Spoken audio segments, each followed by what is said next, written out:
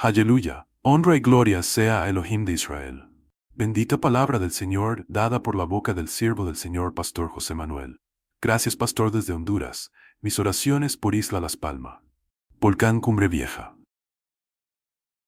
Aleluya, gloria a Jehová Dios. Gracias, varón de Dios, por tan interesante mensaje conmovedor y profundo. Gracias a Dios. Dios continúe bendiciendo sus vidas grandemente, Pastor. Saludos desde Tijuana, BC, México. Desde que hoy por vez primera este hombre quede maravillada de la manera como explica la palabra, que aprendo y conozco cada día más a mi Dios. Soy bendecida. Hermanos, he estado esta semana estudiando el Evangelio según San Juan y me he quedado realmente sorprendido de la joya que tenemos en nuestras manos, sinceramente. Seguramente alguien te habrá dicho en alguna ocasión, cuando le has preguntado, ¿y por dónde empiezo a leer la Biblia? Generalmente se suele decir, por el Evangelio según San Juan. Y yo no sé si lo decimos porque lo consideramos un evangelio muy sencillo y como una persona está empezando y no sabe nada de la Biblia, pues empieza por San Juan, pero alguien dijo en cierta ocasión que el Evangelio según San Juan es tan sencillo y tan fácil de entender que cualquier niño podría leerlo y entenderlo sin ningún problema. Pero al mismo tiempo también se ha dicho que es un evangelio tan profundo que puede volver loco a un auténtico teólogo, a un auténtico estudiante o indagador de verdades profundas. El Evangelio según San Juan es una auténtica joya, una auténtica maravilla. Les animo a que lo lean, tiene 21 capítulos, es muy fácil de leerlo, un par de capítulos por día, aunque te aseguro que en cuanto empieces a leerlo te vas a enamorar, porque es un libro completamente diferente. Completamente diferente. De hecho, cuando vas a una escuela bíblica a estudiar la asignatura llamada los Evangelios, Mateo, Marcos y Lucas se llaman los Evangelios sinópticos y se estudian los tres juntos. Pero hay una clase para estudiar aparte, el Evangelio según San Juan, porque es, ya te digo, completamente diferente a los demás otros evangelios. Es el último que se escribió. El primer evangelio que se escribió fue Mateo, más o menos en la misma época en la que se escribió el Evangelio según San Lucas. Tiempo más tarde se escribió el tercer evangelio, el que lleva el nombre de Marcos, y 70 años después de la muerte y resurrección del Señor Jesucristo, es decir, ya rozando el año 100 después de Cristo, Juan decide también contar él la historia de Jesús. Pero como dijimos la semana pasada cuando leíamos y compartíamos el capítulo 1, es un evangelio diferente porque no es un evangelio que va dirigido, por ejemplo, a los judíos. Alguien ha dicho que si un no judío en aquella época le caía en las manos el evangelio según San Mateo, seguramente de entrada se iba a aburrir, porque uno de los juegos, digo entre comillas, favoritos de los judíos es el tema de las genealogías.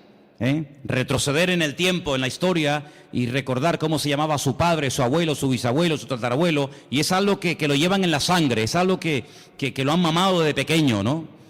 Y en el Evangelio según San Mateo encontramos en el primer capítulo una enorme genealogía que va pues desde los tiempos de Abraham hasta el mismísimo Señor Jesucristo, pero eso a un gentil, a un griego le aburriría. No le llamaba para nada la atención, pero como fue escrito para los judíos, a los judíos eso les fascina, ¿no? Sin embargo, el Evangelio según San Juan, que fue escrito 70 años, como acabo de decir, después de la muerte y resurrección del Señor Jesucristo, es un evangelio que, como vamos a ver ahora ahí en la pantalla dentro de un rato, Juan tiene que seleccionar muy meticulosamente las palabras, porque a estas alturas ya hay más gentiles convertidos que judíos convertidos al cristianismo o al Mesías, al Señor, ¿no? Por lo tanto, el vocabulario tiene que ser diferente, porque hay términos que para un judío significan una cosa y para un gentil significan otra o simplemente no significan nada. La palabra Mashiach, Mesías, prácticamente es una palabra inexistente en el Evangelio según San Juan, es una palabra que no aparece mucho, y Juan escoge palabras como por ejemplo vimos el domingo pasado la famosa palabra logos, ¿Os acordáis? Juan capítulo 1, porque el logos para el griego era el que había hecho el universo, el que le daba orden, el que ponía todo en su sitio, el que hacía que todo funcionara. Y entonces él utiliza esa palabra que era muy conocida en el mundo de la filosofía griega y la emplea, y entonces él dice el logos, ese que ustedes llaman el logos, el creador, que no tienen ni idea de lo que están hablando, yo os voy a hablar de él.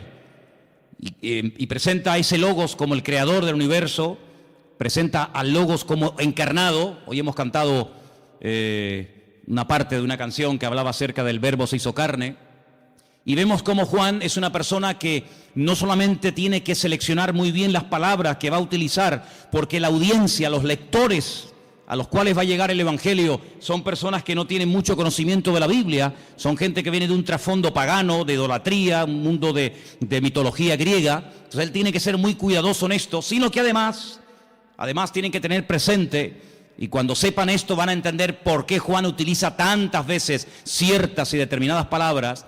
Ya habían empezado a introducirse en las iglesias herejías, las enseñanzas de los famosos gnósticos, personas que decían Dios no pudo crear el mundo, porque el mundo, el cuerpo, la materia es malo.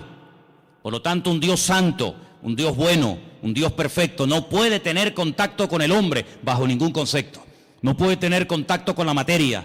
Entonces ellos creían que había una serie de, así lo llamaban, emanaciones, ¿verdad? Y Jesucristo era una emanación de Dios que prácticamente no tenía nada que ver con Dios, y entonces él sí, como no era divino, como no era santo, como no era Dios, como no era creador, él sí podía tener contacto con el hombre, él sí podía tener contacto con la materia, porque al fin y al cabo él no era Dios. Y eso es lo que algunos gnósticos creían. Otros creían que este mundo, que ellos consideraban que era pecaminoso, malo, el cuerpo era la cárcel del alma, pues ellos decían que este mundo fue creado por los ángeles caídos. Los ángeles caídos fueron arrojados de la presencia del Señor, y como ellos eran tan malos, pero al mismo tiempo eran tan poderosos, pues ellos fueron los que crearon el mundo, los que crearon la materia, etcétera, etcétera. Sí, permítame la expresión, un cacao, un lío terrible que se estaba metiendo dentro de las congregaciones. Para colmo, había otra tendencia, otra herejía que se había metido con mucha fuerza en la iglesia, y era todo lo contrario. Era que Jesucristo era simplemente un hombre que había evolucionado con una serie de poderes que había ido adquiriendo con el paso del tiempo, pero no tenía nada que ver con la divinidad. Otros creían que Jesús era, como ellos llamaban literalmente, un espíritu descarnado. Un espíritu que cuando lo veías parecía un hombre, parecía un ser humano, pero en el fondo no era un ser humano.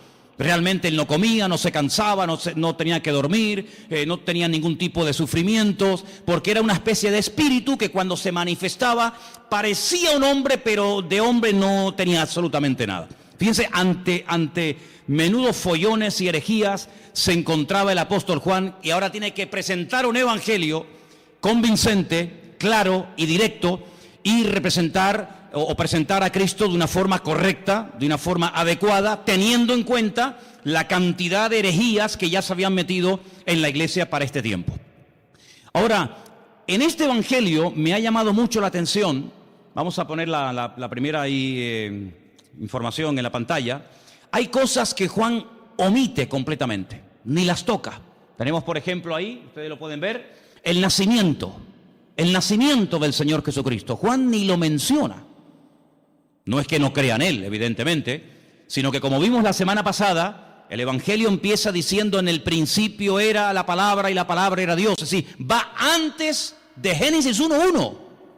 Antes de Génesis 1.1, va a la eternidad, para demostrar que no solamente Jesucristo tuvo un nacimiento físico, sino que él era un ser eterno, ¿verdad? Creador, que en un momento determinado decide humanarse, decide tomar forma de hombre y venir a este mundo. Por lo tanto, él, el tema del nacimiento, como ya sabe que lo han tocado otros evangelistas, como por ejemplo Mateo, como por ejemplo Lucas, él ese tema no lo toca. Tampoco habla del bautismo, no es algo a lo cual Juan le quiera dar énfasis. No habla de las tentaciones del Señor Jesucristo, que aparecen muy bien explicadas en algunos evangelios. No hace mención a lo que llamamos la última cena, la cena donde Jesús parte el pan y el vino con sus discípulos y establece lo que llamamos el nuevo pacto. No habla de la agonía de Cristo en el huerto de Getsemaní, donde allí es machacado, donde allí es triturada su voluntad y donde allí, digamos, se rinde completamente al Padre diciendo: no se haga mi voluntad sino la tuya. Eso ni lo toca. No habla tampoco de la ascensión de Cristo. Si quieres buscar ese tema, ese momento, en Juan no lo busques porque no lo vas a encontrar. Tampoco habla de parábolas. Por ejemplo, el Evangelio según San Mateo está lleno de parábolas. ¿Por qué? Porque él intenta presentar el reino de Dios, pero sin embargo Juan lo que intenta presentar al rey del reino de Dios, que es el Señor Jesucristo. Por lo tanto no habla de las parábolas. Tampoco aparecen milagros de liberaciones de demonios. Incluso la palabra milagro él la sustituye por una palabra que es la palabra moftim, en plural, que es la palabra señales. Y es la palabra que aparece, fijaros a dónde se remonta Juan. Juan era un hombre con un conocimiento de la palabra tremenda, tremenda. Él se remonta al llamamiento de Moisés, allí en Éxodo, capítulo 4, donde Moisés habla mal, Moisés dice: no me van a creer, no me van a oír. Y entonces el Señor dice: no, yo te estoy diciendo que te van a oír, yo te estoy diciendo que te van a recibir, que tú vas a sacar a mi pueblo y lo vas a traer aquí, y tú estás diciendo que no. Es decir, ¿me estás llevando la contraria? Pues te voy a enseñar lo que le pasa a una persona cuando habla mal. Mete la mano en tu pecho. Metió la mano en el pecho y le dice: sácala ahora. Y cuando la sacó, estaba totalmente leprosa. Y se vuelve a meterla. Sácala, ya está limpia. Él se quedó, esa lección se le quedó grabada en su mente, y él se dio cuenta que su propia hermana, María, cuando habló mal de él, le pasó exactamente lo mismo que a él le pasó. Quedó leprosa durante un tiempo por dudar y por hablar mal de los hijos de Israel. ¿Qué te parece? Y no solamente eso, sino que le dice: ¿y ahora qué tienes en tu mano? Dice: tengo una vara. Dice: tírala al suelo, y se convirtió en serpiente. Si le estás dando lugar al enemigo, cada vez que hablas mal. Cógela por la cola y volvió otra vez a convertirse en vara, a convertirse en palo. Estas dos señales no las olvides en tu vida. Cuando vayas a Egipto, muéstrales estas dos señales para que ellos aprendan a hablar y para que sepan lo que puede ocurrir cuando una persona utiliza mal el poder de la lengua y puede darle lugar al enemigo. Así que estas señales, esa palabra moftim, es la misma que utiliza Juan en su Evangelio cuando dice que el Señor Jesucristo hizo muchas señales, las cuales no están escritas en este libro. Dejadme que os lea este versículo. Jesús hizo además muchas otras señales en presencia de sus discípulos, las cuales no están escritas en este libro. Él lo dice bien claro. Todo lo que Jesús hizo, todo lo que el Señor enseñó, todos los milagros de Cristo no están escritos en este libro. Pero estas se han escrito para que creáis que Jesús es el Cristo, el Mesías, el Hijo de Dios, y para que creyendo tengáis vida eterna. Así que él emplea la palabra señales, y ahora después hablaremos un poquito de eso. Así que estas cosas que les he mencionado no aparecen en el Evangelio según San Juan, pero mira tú por dónde. Si Juan no hubiera escrito su Evangelio, todas estas cosas que vamos a ver a continuación, la siguiente por favor, nunca sabríamos absolutamente nada de estas cosas que vamos a mencionar ahora, porque no las menciona ni Mateo, ni Marcos, ni Lucas. Si yo les preguntara a ustedes, sin leer el Evangelio según San Juan, cuál fue y dónde hizo el Señor Jesucristo su primer milagro, nunca lo sabríamos. Nunca sabríamos que el primer milagro de Cristo fue en Caná de Galilea, convirtiendo el agua en vino. Porque nadie lo menciona, pero Juan sí. Bendito sea el Señor, porque le reveló y le mostró a Juan dicho milagro, ¿sí o no? Menciona además algo muy interesante, la conversión o la conversación que tuvo en capítulo 2 con Nicodemo.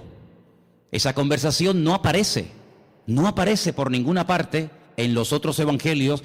Es una conversación interesantísima, allí en Juan capítulo 3, A Juan le gusta mucho las conversaciones de Cristo con otras personas. Por ejemplo, en el 2 está el milagro de las bodas de Caná, en el 3 está la conversación con Nicodemo, en el 4 ¿qué está? La conversación con la mujer samaritana. Si no hubiera sido por Juan, nunca hubiéramos sabido que Jesús se detuvo junto al pozo en Samaria y le habló a una mujer samaritana, y allí pues le dijo cosas tremendas, y allí él se reveló como quien verdaderamente él era, solamente en Juan. Si no se hubiera escrito el Evangelio según San Juan, nunca habríamos oído de que sanó a un paralítico en el capítulo 5 en el estanque de Betesda, que hacía 38 años que estaba esperando el movimiento del agua. Fíjate tú por dónde, hermano, me quedé sorprendido, y es así. Si no hubiera sido por Juan, nunca hubiéramos oído hablar de Lázaro. La resurrección de Lázaro, su amigo en Betania, solamente la encontramos en el capítulo 11 del Evangelio según San Juan. Nunca nos hubiéramos enterado de que el Señor Jesucristo se agachó para lavarle los pies a sus discípulos, porque eso no lo cuenta ningún otro evangelista más que solamente Juan. Nunca hubiéramos recibido o tenido una enseñanza que va, fíjate, desde el capítulo 14 hasta el capítulo 17 del Evangelio según San Juan, hablando acerca del ministerio, de las funciones del Espíritu Santo, el bendito Consolador. Por ejemplo, él dijo: no os pongáis tristes, no os dejaré huérfanos, os conviene que yo me vaya, porque si yo no me fuese, el Consolador no vendría. Pero cuando Él venga, porque yo le voy a rogar al Padre que os envíe otro Consolador para que esté con vosotros para siempre, Él me glorificará a mí, Él os guiará a toda la verdad, Él os hará saber lo que ha de venir, Él tomará de lo mío y os lo hará saber a cada uno de vosotros. Él además convencerá al mundo de justicia, de pecado y de juicio. ¿Qué te parece? Una enseñanza profunda del Espíritu Santo solamente en San Juan. Nunca habríamos oído el comentario despectivo, la crítica que Judas hizo cuando vio a una mujer que derramaba sobre él un vaso de alabastro con el nardo puro, aquel perfume. Dice que se llenó toda la casa, y cuando él dice: qué desperdicio tan grande, haber derramado todo este perfume sobre el cuerpo de Jesús, qué desperdicio tan grande. Esto vale más de 300 denarios, un año entero de trabajo total derramado sobre Cristo así, en un momento. Eso aparece en San Juan. Así que es un evangelio que nos da muchísima información, pero es un evangelio diferente. ¿Por qué? No solamente porque cuenta cosas que ningún otro evangelista contó, sino que los demás evangelistas, Mateo, Marcos y Lucas, nos hablan y se centran fundamentalmente en el ministerio de Jesús en el norte del país, en lo que conocemos con el nombre de Galilea. Él se quedó a vivir durante mucho tiempo en Galilea, sobre todo en la ciudad de Capernaum, el pueblo de Naún, y los evangelios, los 3 primeros, nos cuentan lo que hacía allí. Pero sin embargo Juan cambia de escenario y comienza a hablarnos de cosas que Cristo hacía en el sur del país, en Judea, y sobre todo también en la ciudad de Jerusalén. Ahora, es interesante porque en el propósito del libro que hemos leído esta tarde, Juan reconoce que todo lo que el Señor Jesucristo hizo, nunca ningún autor, ni él mismo, podía haberlo escrito. Hay, por ejemplo, un versículo muy interesante en San Juan, os lo leo, capítulo 21, que dice: hay otras muchas cosas que Jesús hizo. Estamos en el 21-25. Las cuales, si se hubieran escrito una por una, pienso que ni aún en el mundo cabrían los libros que se habrían de escribir. Por lo tanto, el Evangelio según San Juan es un pequeño resumen, no es una obra completa, una enciclopedia de la vida de Cristo, sino es simplemente un pequeño resumen donde él, a propósito, toma o escoge 7 señales y las va a presentar. Y nos va a presentar a Cristo de una forma muy completa. Pero una cosa que llama mucho en el Evangelio según San Juan es lo observador y la tremenda memoria que Juan tenía. Hay cosas que se pierden con el tiempo, no nos acordamos de lugares, de nombres, cosas que ocurrieron. Sin embargo, vais a ver que Juan, por ejemplo, yo he hecho una lista de cosas que cuenta Juan que demuestran que tenía una memoria tremenda. Pero aparte de tener una memoria tremenda, era un hombre muy observador. Por ejemplo, Él dice que cuando aquel niño dio aquellos panes y aquellos peces para dar de comer a aquella multitud, ¿os acordáis del milagro, sí o no? Él dice en su evangelio, y por cierto es el único que lo dice, que aquellos panes eran panes de cebada. Qué curioso, ¿no? Son panes de cebada. No son panes de trigo, no son panes de maíz, no son arepas, ¿no? Sino son panes de cebada. Qué curioso, ¿no? Después dice, por ejemplo, que cuando el Señor en una de las ocasiones calma la tempestad en el mar de Galilea, habían remado 5 kilómetros. Otros evangelistas dicen, después de haber remado un rato, Juan dice, no, un rato no, remamos 5 kilómetros. Qué curioso, ¿no? Después se da cuenta de que en el primer milagro en las bodas de Caná de Galilea, no solamente dice que Jesús dijo llenar las tinajas hasta arriba, sino dice que había 6 tinajas. No dice, bueno, había tinajas, sino las cuenta, porque si no las cuenta, ¿cómo lo sabe? 1, 2, 3, 4, 5, 6 tinajas había llenas de agua que después se convirtieron en vino. Es el único que menciona, fíjate qué detalle tan curioso, esto es una persona muy observadora, pero no solamente observadora, sino que además si no estás allí, tú no te enteras. Porque les quiero decir que el único que se la jugó y que fue valiente y que estuvo al pie de la cruz hasta que murió fue Juan. Y por eso él dice que hay un momento, mientras él está agonizando en la cruz, hay un momento en el que los soldados comienzan a decir, oye, la túnica que lleva puesta este hombre es buenísima. Es una pena romperla en pedazos y un trozo para ti y otro trozo para ti. ¿Por qué no nos rifamos y echamos suertes? Y dice la Biblia que echaron suertes y a uno le tocó y se la llevó. Eso solamente lo cuenta Juan, que se rifaron la ropa del Señor. Después dice que cuando se llevan a ungir a Cristo al sepulcro, algunos dicen que lo envolvieron en una sábana y ya está. Juan dice, no, lo envolvieron en una sábana y le pusieron mirra, le pusieron aloe y había 100 libras entre mirra y aloe para envolver, para ungir el cuerpo del Señor. Es el único que dice que Nicodemo se llevó el cuerpo de Cristo para ungirlo. Es el único que dice que aquella mujer que derramó el vaso de alabastro, el vaso de nardo puro sobre el cuerpo de Jesús, dice que no solamente lo derramó, sino que toda la casa olió al perfume que olía el Señor Jesucristo. Otro detalle muy interesante.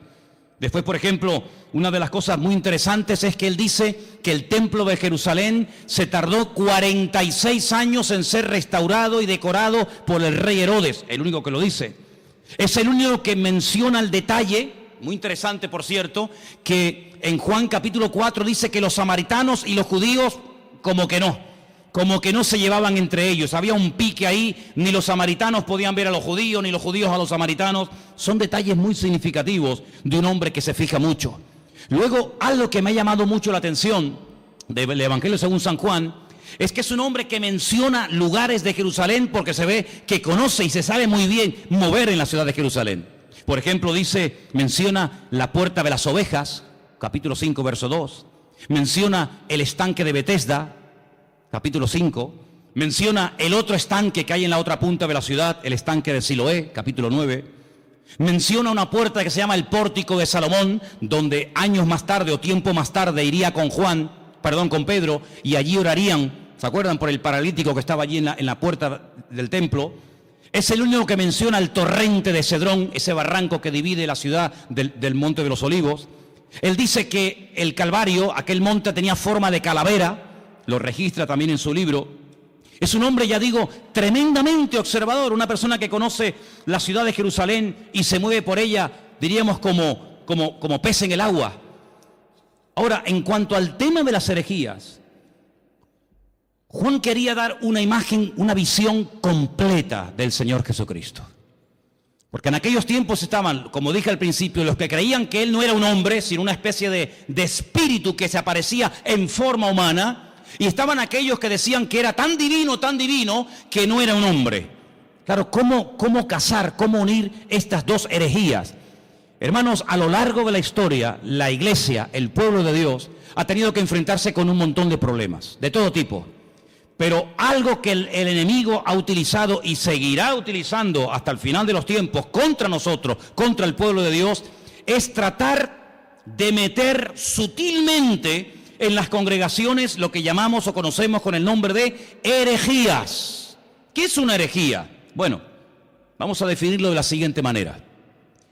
El diablo sabe perfectamente que cuando uno conoce la verdad, cuando uno tiene un encuentro con él, cuando uno conoce la verdad, pues sabe diferenciar perfectamente lo incorrecto. Ya el ejemplo que hemos puesto en otras ocasiones, aquel hombre que trabajaba en un banco manejando todo el día divisas, manejando todo tipo de monedas. Antes había más que ahora, hoy en día con el tema del euro muchas monedas no existen, pero antes cuando viajabas por Europa, cada país tenía su moneda y tenías que cambiar franco, tenías que cambiar libras, tenías que cambiar pesetas. Bueno, ya eso prácticamente ha desaparecido.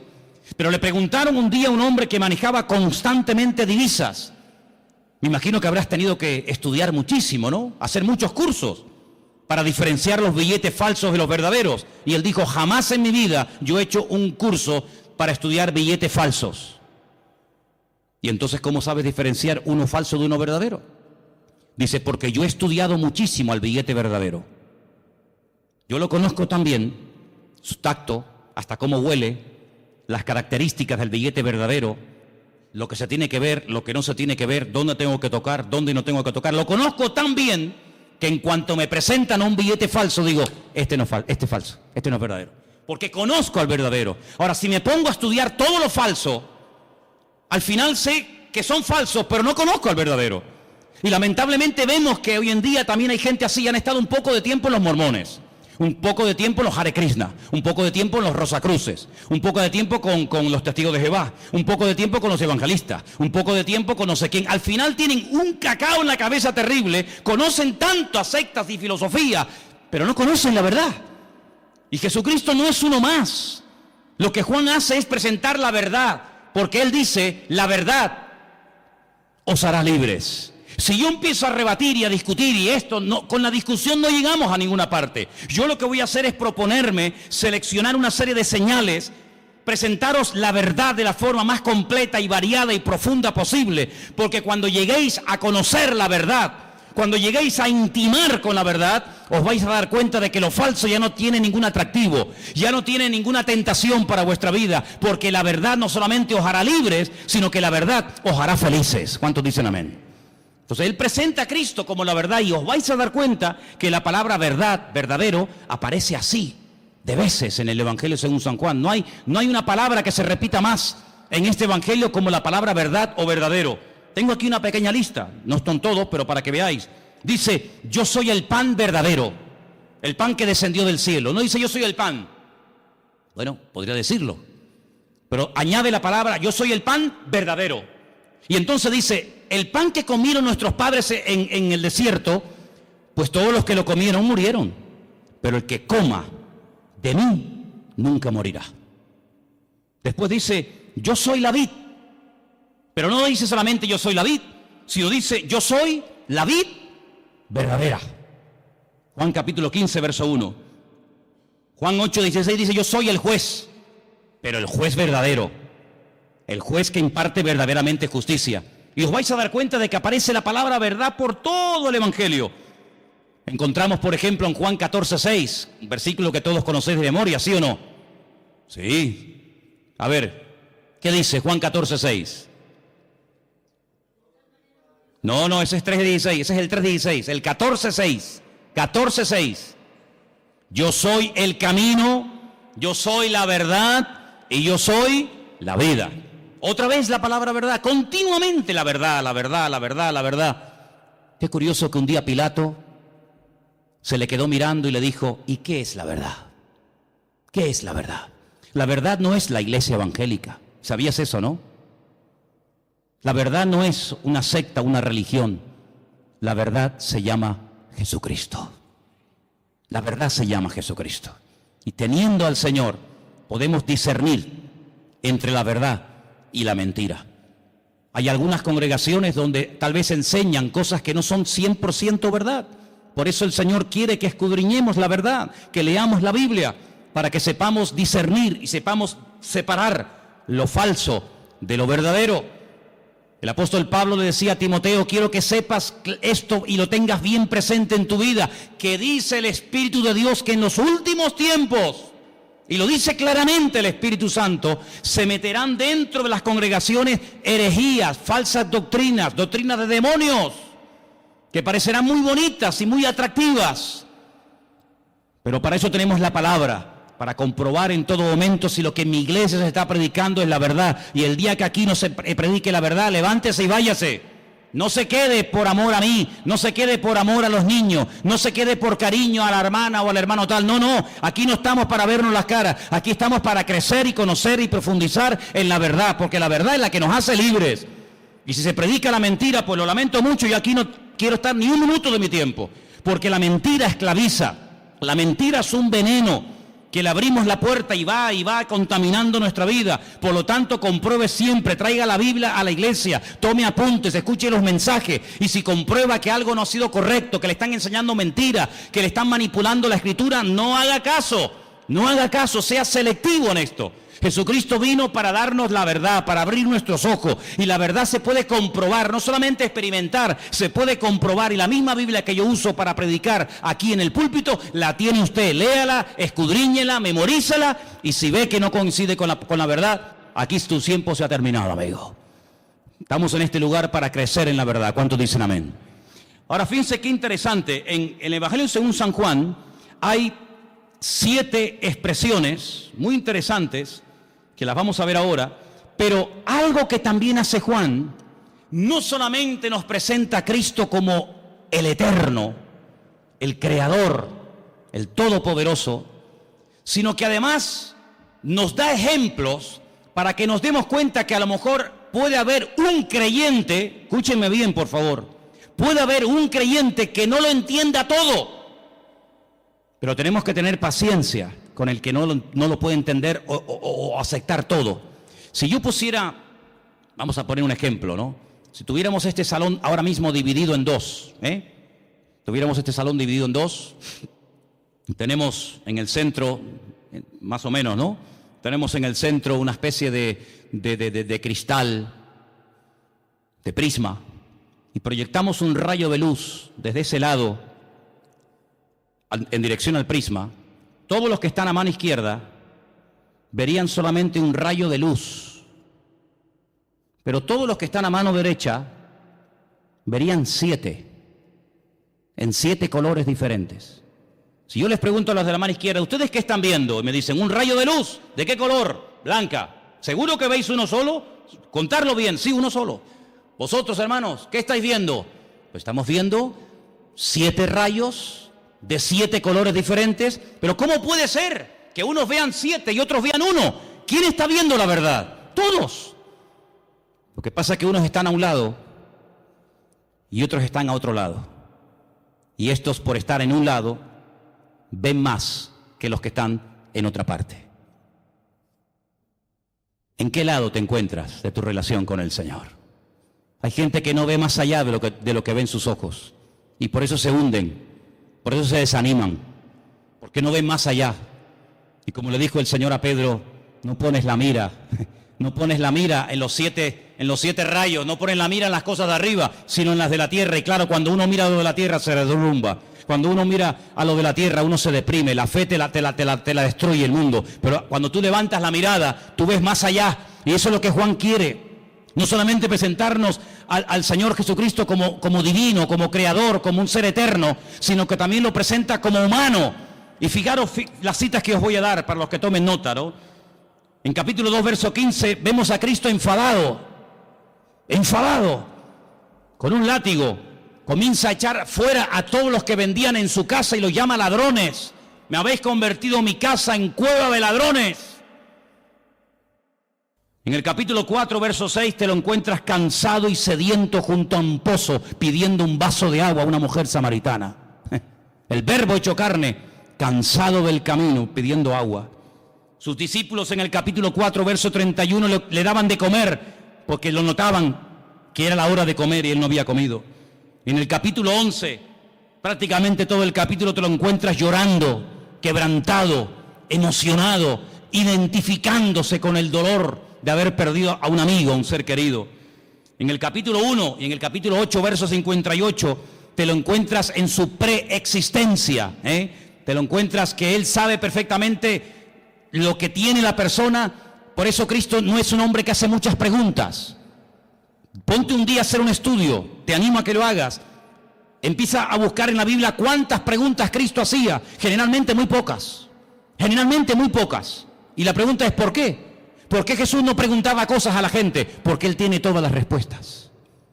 Porque Él sabe todas las respuestas. Nosotros para saber ciertas cosas tenemos que preguntar, ¿y cómo fue? ¿Y dónde no fue? ¿Y quién estaba? ¿Y quién no estaba? ¿Y estabas tú? ¿No estabas tú? ¿Y fue arriba? ¿Fue abajo? ¿Era de noche? ¿Era de día? Tenemos que hacer muchas preguntas. Él no hace apenas preguntas, porque Él tiene todas las respuestas. Encontramos en el capítulo 17, verso 5, a Jesús. Lo encontramos diciendo que Él tuvo gloria con el Padre. La misma gloria que tenía el Padre, Él la tenía. Y lo encontramos bajando del cielo en el capítulo 6. Pero fíjate tú qué interesante. Encontramos al Señor Jesucristo cansado, lo encontramos al Señor Jesucristo pidiendo agua, lo encontramos dormido en una barca y al mismo tiempo diciéndole a aquella mujer, 5 maridos has tenido y el que ahora tienes no es el tuyo. Diciéndole a uno, he aquí un verdadero israelita. Y le dice, pero si nunca nos hemos visto, dice, yo te vi a ti cuando estabas debajo de la higuera. Y cuando te lo encuentras en el Evangelio según San Juan diciendo, yo soy antes de Abraham. Yo existo antes que Abraham el patriarca. Y le dicen, ¿tú? ¿Pero cómo vas a ser tú antes que Abraham si tú no tienes ni 40 años? Y él les dice, os aseguro que yo soy antes de Abraham. Y yo te digo, no lo dice la Biblia, pero yo también te digo que hasta Abraham habló con el mismísimo Señor Jesucristo. Y el Señor Jesucristo habló con el mismísimo patriarca Abraham. ¿O quién te crees que era Melquisedec? Melquisedec, Melech Sadik, el rey de justicia, sin genealogía, sin padre, sin madre, sin principio de fin ni de días. Allí estaba el Señor, dándole pan y vino al patriarca Abraham, y el patriarca Abraham dándole los diezmos a Melquisedec, el rey de Salem, rey de justicia. ¿Qué te parece? Ahora, a lo largo del capítulo, a lo largo del libro del Evangelio según San Juan, encontramos en 7 ocasiones al Señor Jesucristo utilizando la expresión anojí. En hebreo hay 2 formas de decir yo. La habitual, la común, la que se suele utilizar siempre, la que todo el mundo usa es aní. Aní, yo, aní. Pero cuando Dios dice yo, generalmente Él utiliza otro yo que no lo utiliza el ser humano.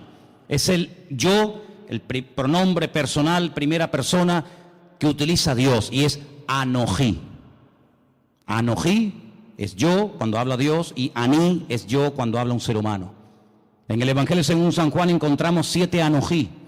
Juan 6:48, anojí lejen jaim, yo soy el pan de vida, el pan verdadero. Anojí or haolam, Juan 8:12, yo soy la luz del mundo.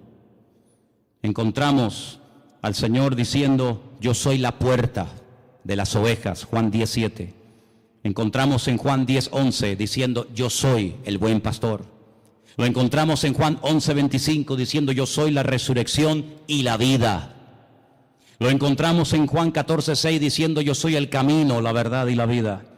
Y lo encontramos en el 15:1 diciendo, yo soy la vid verdadera. Y todas las veces que dice eso, dice anojí, anojí, anojí. Por eso la gente se quedaba diciendo, ¿pero qué está diciendo?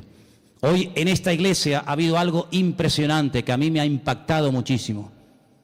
Y es que se ha cantado y se ha pronunciado el verdadero nombre de Dios. El nombre que habéis pronunciado esta tarde en esa canción, que después la vamos a cantar al final, otra vez más, es el verdadero nombre de Dios. Y ese nombre tiene que ver con la existencia.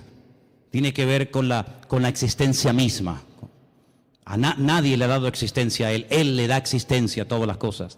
Pero hay algo muy interesante en el Evangelio según San Juan, y es que nuevamente aparecen 7 ventanas. Fíjate qué interesante. Se llaman señales. Yo llamo a 7 ventanas a través de las cuales puede ver más allá. Porque algo que tenemos que tener presente, y Juan lo hace de una forma muy sutil, pero muy bien presentada, es que cuando te habla de un milagro, cuando te habla de algo que hace el Señor, Él te deja como en puntos suspensivos para que tú pienses y veas que no solamente es un milagro, algo que ocurre en un momento puntual del tiempo, sino que es una señal, es una forma de indicarte que detrás de ese milagro hay una manifestación de la gloria de Dios. De hecho, hay momentos en los que el Señor Jesucristo dice que los milagros que hacía no los hacía tanto por la compasión o porque le daba pena al pobrecito paralítico o el pobrecito ciego, sino que la palabra que se emplea en el Evangelio según San Juan detrás de cada señal o milagro es: esto fue hecho, esto se realizó para la gloria de Dios. Porque un milagro no es algo que solamente suple la necesidad en el momento de una persona. Una persona está leprosa, ¿qué quiere? Pues que se sane la lepra. Una persona está poseída por demonios, ¿qué es lo que quiere? Ser libre de esta atadura espiritual. Una persona no ve y Jesús, ¿qué quieres que te haga? Pues quiero ver, o no puedo caminar, levántate y camina. Sino que el Señor va más allá de la necesidad temporal de la persona. Esto lo hago para la gloria de Dios. Cuando le dicen los discípulos en Juan capítulo 9, ¿y este hombre que no tiene ni ojos, que están huecas las cuencas, no tiene el globo ocular, este hombre, esto es algo terrible. Esto no es normal que una persona nazca con las cuencas de los ojos vacías. El padre tuvo que cometer un pecado terrible, ¿no? Y este es el castigo de Dios, o él mismo. Y Jesús le dijo: ni una cosa ni otra. Este hombre nació así, sin posibilidad de ver. Si a este hombre, ni operándolo, el mejor oftalmólogo del mundo no podría devolverle la vista a este hombre, porque este hombre no tiene globo ocular, está hueca, no tiene nada. Yo solamente he visto a un hombre en toda mi vida así. Ciegos hemos visto todos y de vez en cuando pues vemos a algún ciego, pero solamente vi a un hombre en la puerta de Damasco en Jerusalén hace unos cuantos años atrás. Lo vi y me llamó tanto la atención porque tenía la cuenca de los ojos hueca, vacía, no tenía el globo ocular. Así era el problema de este hombre.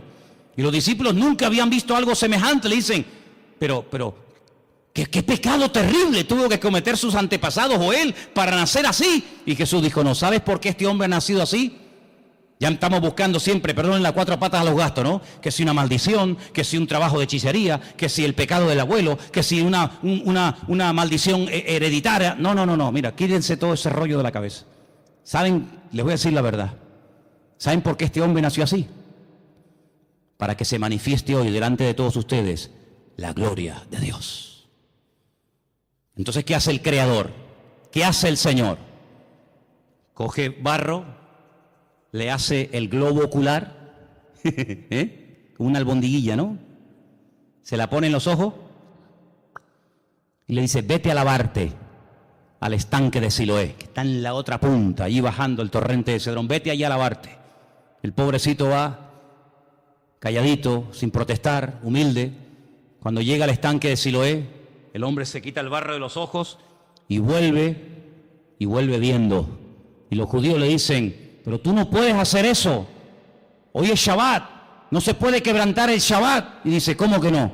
El que me dijo, el que me untó los ojos con barro, él fue el que me dio la orden, discutan con él si quieren. Ese hombre es un pecador, le dicen, es un pecador. ¿Un pecador? Pues menudo pecador, porque ustedes, siendo tan santos y tan religiosos, nunca me solucionaron mi problema, y este que ustedes dicen que es un pecador me ha mandado a lavarme al estanque de Siloé y regreso viendo. Y nunca, le dice el ciego a estos religiosos, nunca se ha oído en la historia, y se ve que conoce la Biblia, nunca se ha oído en la historia que un pecador, que un hombre malo le haya dado la vista a un ciego. Y además solamente os digo algo: yo solamente sé que antes era un ciego y que ahora veo. Y llaman a los padres y entrevistan a los padres, le dicen: ¿este es vuestro hijo? Dice: sí. Dice: ¿cómo recobró la vista? Y los padres dicen: no sé, pregúntenle a él tiene edad suficiente, tiene 40 años, pregúntenle a él. Y ahí empieza un tira y una floja, que si fui, que si sí, que si no, que si se puede, que si no se puede. Hermano, el cumplimiento de un mandamiento no evita o no nos impide que cumplamos otros. Si yo, por cumplir con un mandamiento, me olvido de que la Biblia no solamente tiene uno, sino tiene cientos de mandamientos, estoy cometiendo una gravísima equivocación. Estoy haciendo un sobreénfasis sobre algo que ni siquiera prohíbe la Biblia. Y este hombre, al final, con un humor tremendo, le dice: ¿será que me estáis preguntando tantas cosas porque también ustedes se quieren convertir en discípulos de él? Y le dicen: nosotros no tenemos necesidad de convertirnos ni ser discípulos de nadie. Y lo echaron de la sinagoga, dice la Biblia. Lo echaron. Claro, cada vez que lo veían en el culto, amigo, era un testimonio. Y Jesús se lo encuentra al día siguiente, le dice, ¿qué te pasó? Y le dice que me echaron de la sinagoga. No me dejan congregarme. Se enfadaron contigo. Y le dice Jesús, ¿tú crees en el Hijo del Hombre? ¿Tú crees en el Mesías? Dice, ¿y quién es ese? Dice, yo, el que estoy hablando contigo. Dice, claro, Señor, ¿cómo no voy a creer en ti? Increíble, ¿eh? Todo esto lo cuenta San Juan. Si no fuera por este hombre, si no fuera por este evangelio, nos hubiéramos perdido cosas tremendas. Pero sobre todo algo que me llama la atención, que yo creo que Juan lo hizo a propósito. Lo dejó para el final, y quiero que lo leamos en esta tarde.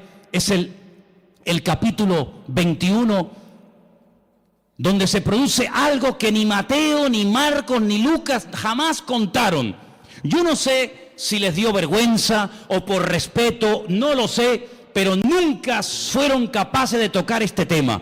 Pero otra vez encontramos una característica típica del Evangelio según San Juan, y son las conversaciones que tiene con distintas personas. Lo vimos hablando con la samaritana, lo vimos hablando con Nicodemo, y ahora vamos a ver a Jesús en el capítulo 21, casi al final del libro, hablando con un discípulo. Capítulo 21, Jesús se aparece a sus discípulos. Qué interesante. Después de esto, Jesús se manifestó otra vez a sus discípulos junto al mar de Tiberias, y se manifestó de esta manera. Qué interesante, ¿no? Estaban juntos, cuenten, Simón Pedro, Tomás el Didimo. ¿Qué significa el Didimo? ¿O el Dídimo? ¿Qué significa? Significa el gemelo. Tomás era hermano gemelo de otro. Natanael, el que era de Caná de Galilea.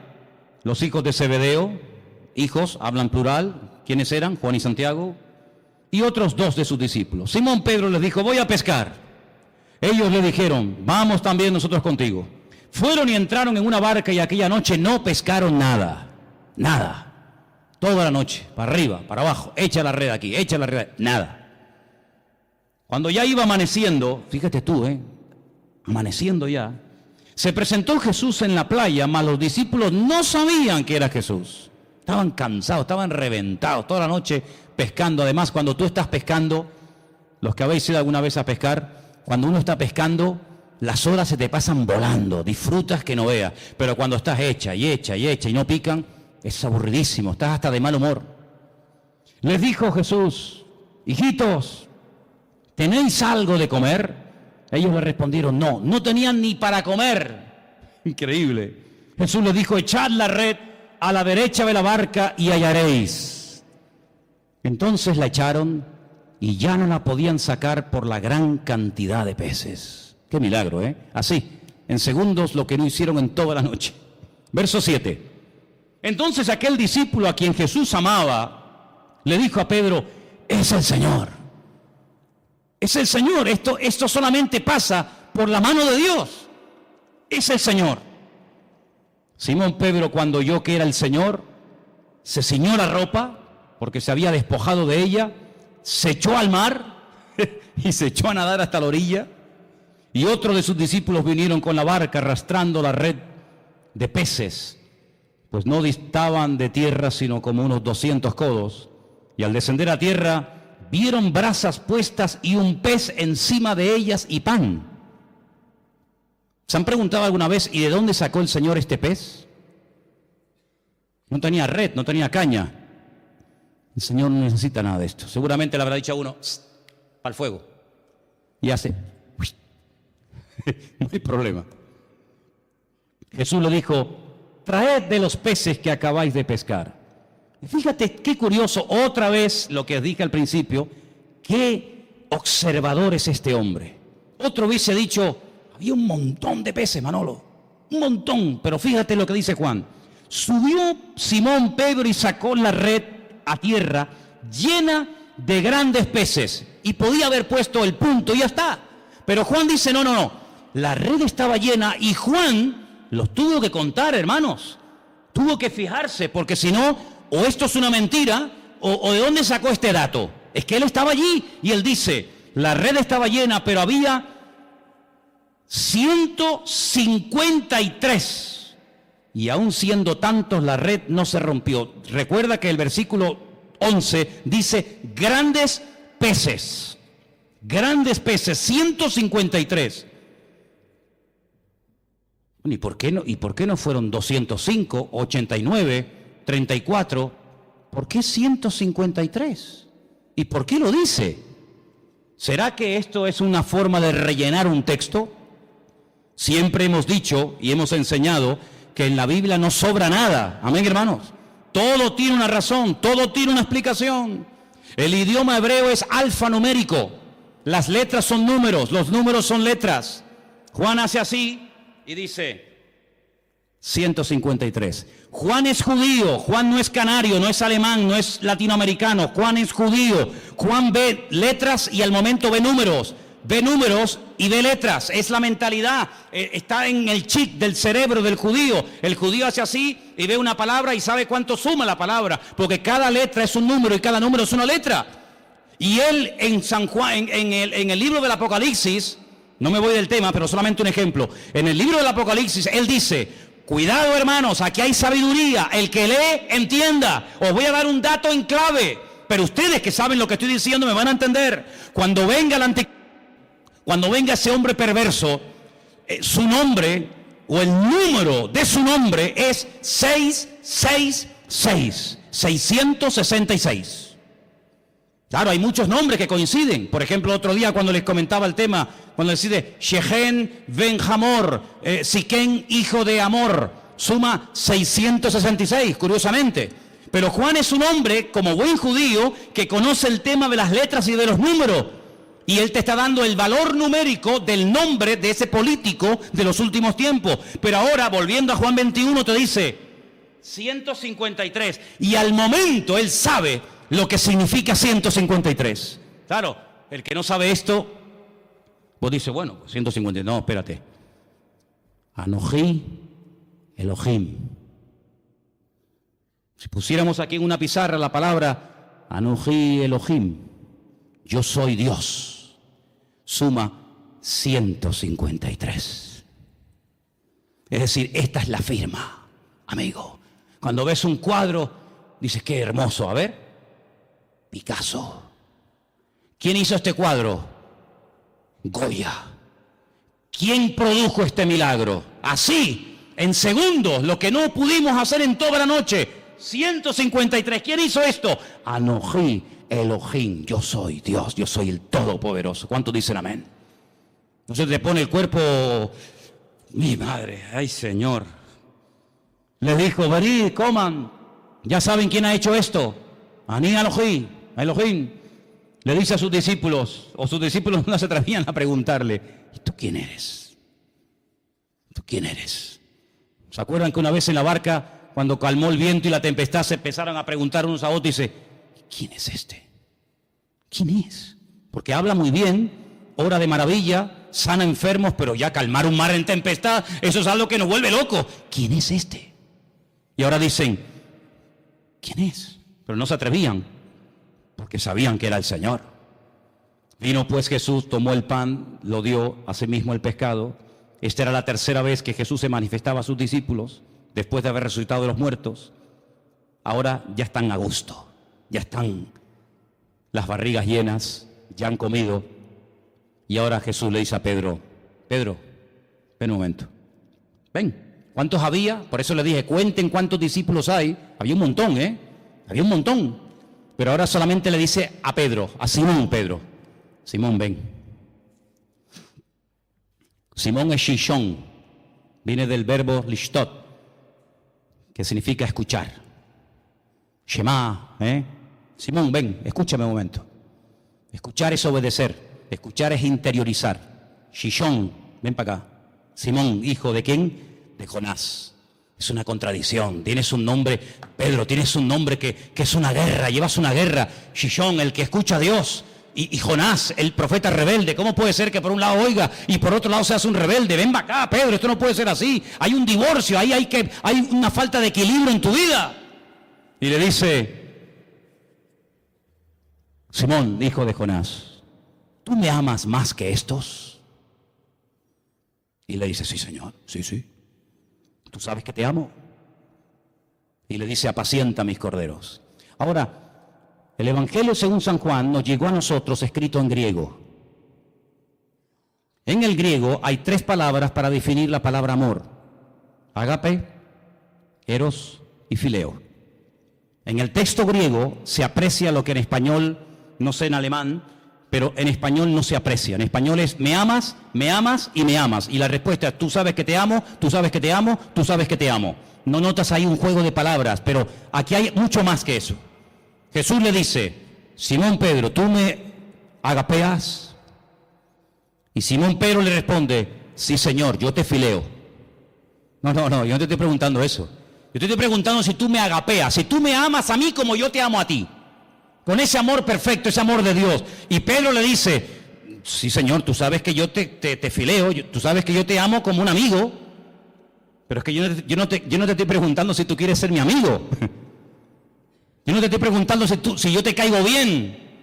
Yo te estoy preguntando si tú darías la vida por mí, porque tú sabes que el amor que yo tengo por ti es que de tal manera amé al mundo que di mi vida por el mundo. Entonces yo te estoy preguntando si tú me amas a mí como yo te he demostrado amarte a ti. Y Pedro le dice, Señor, tú sabes que yo ahí no llego, tú sabes que yo te fileo, pero yo no te agapeo.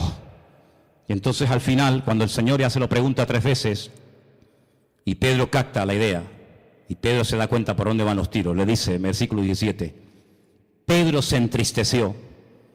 ¿Por qué? Porque Pedro reconoció que no podía llegar al nivel que el Señor le está pidiendo. Entonces, ¿qué le confiesa? Tú lo sabes todo. Tú sabes que yo soy un petardo como persona. Yo he fallado, he metido la pata. Menosprecié a todos estos, dije que no te iban a traicionar, que no te iban a vender, que te iban todos a abandonar, pero yo no. Y al final resulta que que no abre la boca, pero que estuvo allí al pie de la cruz, es el que estuvo, y resulta que yo te estaba negando delante de los romanos. Tú lo sabes todo, tú sabes que yo no doy la talla, tú sabes que te negué, tú sabes que no estuve contigo como tenía que estar, pero tú lo sabes todo. Y el Señor, que mira el corazón, y no mira solamente el fallo o el tropiezo accidental, sino mira el corazón, la nobleza de esa persona, le dice, apacienta mis ovejas. Porque de cierto te digo, cuando eras más joven te ceñías, ibas a donde querías, mas cuando ya seas viejo extenderás tus manos, te ceñirá otro y te llevará a donde tú no quieras. Y esto dijo, dando a entender con qué muerte había de glorificar a Dios. Y dicho esto, añadió, sígueme. Vemos en el Evangelio según San Juan, ¿te imaginas que hubiera terminado en el capítulo 20? ¿Te imaginas que hubiera terminado en el capítulo 21, verso 14? Que el Evangelio terminara así, lee el 14. Esta era la 3ª vez que Jesús se manifestaba a sus discípulos y después de haber resucitado de los muertos. Amén. Cerramos el Evangelio y todos estaríamos tan contentos, ¿sí o no?, de tener un Evangelio maravilloso. Pero gloria a Dios por el capítulo 21. Porque el capítulo 21 nos muestra que el Señor Jesucristo se va a Galilea, va a buscar, claro, pero es que el Padre también buscó al hombre que le falló. Adán, ¿por qué te escondes? ¿Dónde estás? Y ahora el Hijo, buscando a Pedro, llamándolo, como llamaba el Señor, el Padre, el Creador, el universo, llamaba al primer hombre. Ahora es el Hijo, ¿verdad?, buscando a Pedro para restaurarlo, para darle otra oportunidad, para ponerlo otra vez en primera línea, para decirle, apacienta mis corderos, y además te voy a dar un premio increíble, Pedro. Te voy a dar la mejor jubilación que se le puede dar a un predicador en toda la historia. Y el premio es que te voy a dejar morir como yo morí. Menudo premio, ¿no? Te voy a dar el privilegio de morir crucificado como yo. Y así me vas a glorificar a mí. ¿No dice que me amas? Pues si me amas hay que demostrarlo, amigo. Y así murió Pedro. Así murió Pedro. Pero antes fue restaurado. Y antes fue un hombre que se volvió a acercar al Señor. Entonces el Evangelio según San Juan, vemos a Cristo como el Creador, como el Verbo hecho carne, divino, total y absoluto, sin ningún tipo de limitaciones, ninguna.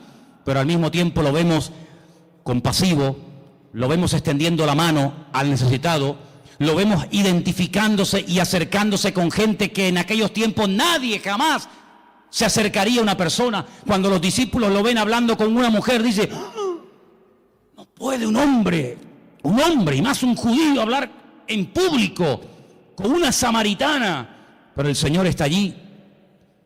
Entonces, amados hermanos, encontramos en el Evangelio según San Juan el amor de Dios manifestado. Y si esto fuera poco, cuando Juan hace así, te dice, ahora te voy a decir cómo es el Señor. Juan capítulo 2, convierte el agua en vino, en buen vino, el Señor de la calidad. Juan capítulo 4, lo vemos al Señor sanando, vete a tu casa, tu criado está sanado, el Señor del espacio. Lo vemos en el capítulo 5, ¿cuánto tiempo llevas ahí? 38 años, levántate y anda, el Señor del tiempo. Juan capítulo 6, multiplicando los panes y los peces, lo poco hace mucho, el Señor de la cantidad. En el 2 era la calidad, en el 6 es la calidad. En el 6 lo vemos al Señor calmando la tempestad, el Señor por encima de la creación no lo domina, la creación se somete al Creador, a Él, al Eterno. En el capítulo 9, ¿quién pecó, este o su padre? La mala suerte, la desdicha, no, este milagro es para la gloria del Señor. Capítulo 9, el Señor de la gloria. Y el examen final, capítulo 11, déjalo como está, ya huele. 4 días lleva ahí dentro, no mueva, deja las cosas como están. El Señor dice, ¿no te he dicho que si crees verás la gloria de Dios? Capítulo 11, yo soy la resurrección y la vida, y ahora lo voy a demostrar. Lázaro, sal fuera. Y Lázaro salió fuera porque es el autor de la vida. Y con estas 7 señales, son 7 ventanas a través de las cuales puede ver lo grande que es nuestro Dios. ¿Necesitas algo? Seguro que en una de estas señales te sientes identificado. Seguro que en una de estas 7 ventanas donde Juan proyecta la gloria y la majestad y la singularidad del Señor, te sientes identificado y puedes apropiarte de cada una de ellas. Porque el Señor Jesucristo no termina en el Evangelio según San Juan crucificado, agonizando dentro de una tumba, comido por bichos, por gusanos, no. En el Evangelio según San Juan el Señor Jesucristo termina vivo, resucitado de entre los muertos. Y por eso dice en uno de los Evangelios, no busquéis entre los muertos al que vive, porque Él ha resucitado. ¿No es una maravilla el Evangelio según San Juan? ¿Sí o no? Dale un aplauso al Señor en esta tarde. Y léelo durante toda la semana. Gózate, aleluya. Disfruta de este Evangelio. Es una maravilla tenerlo en nuestras manos. Cierra tus ojos, por favor. Cierra tus ojos ahí donde estás. Bendito sea el nombre del Señor. Qué regalo tan maravilloso el Señor nos hizo. Qué regalo tan extraordinario. Bendito sea Dios. Muchas cosas hizo el Señor, sí. Juan lo dice, pero si crees en estas que te acabo de contar, tendrás vida eterna en su nombre. Y en esta tarde, Señor, te damos gracias porque hemos conocido la verdad y la verdad nos ha hecho libres. Aleluya. Gracias, Señor. Gracias. La verdad no se puede comprar con dinero. No nacemos conociendo la verdad. La verdad tiene nombre, hay que buscarla. A veces la verdad cuesta encontrarla porque buscamos en caminos equivocados. Pero cuando buscamos adecuadamente, la verdad sale a la luz. Y si buscas la verdad, búsquela en las páginas de la Biblia. En la Biblia encontrarás al Dios verdadero, al Dios vivo, al Dios todopoderoso, manifestándose a la humanidad.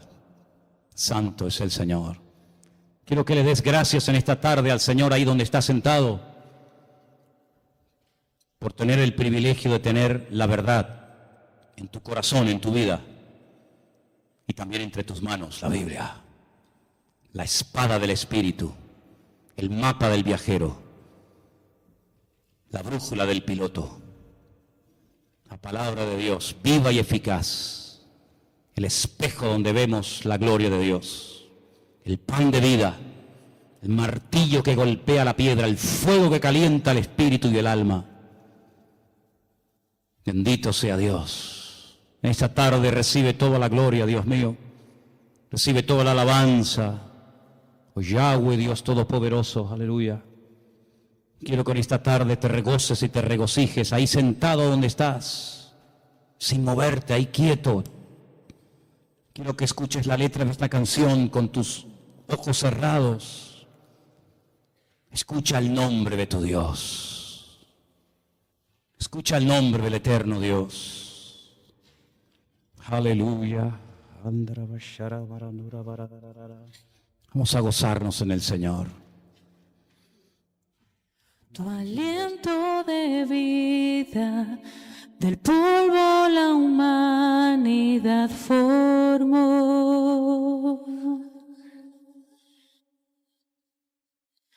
Despliegas tu nombre y gloria en toda la creación. Oh, Santo Dios, Santo Dios, siempre guardas tus palabras, siempre cumples tus promesas.